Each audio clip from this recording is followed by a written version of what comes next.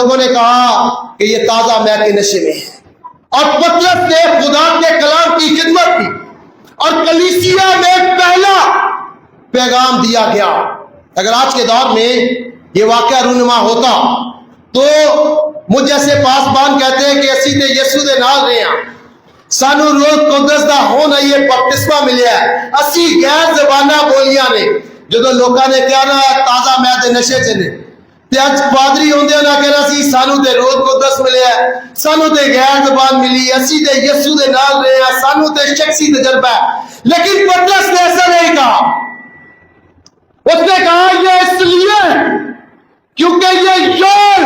نبی کی معرفت لکھا ہے اور اس کا پیغام رول ماڈل ہے، ماڈل سلمن ہے، جس میں نہ کوئی کہانی ہے نہ کوئی ادھر ادھر کی بات ہے۔ عید پینتیکوس کے دن جو خدا کا پاک کلام سنایا گیا، پطرس نے جو پیغام سنایا وہ خالص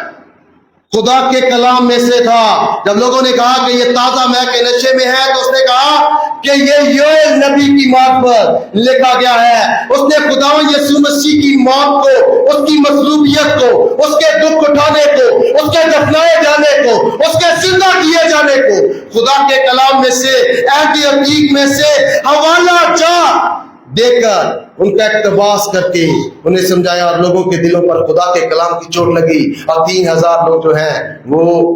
خداوند کی کلیسیا میں شریک ہوئے ہیں۔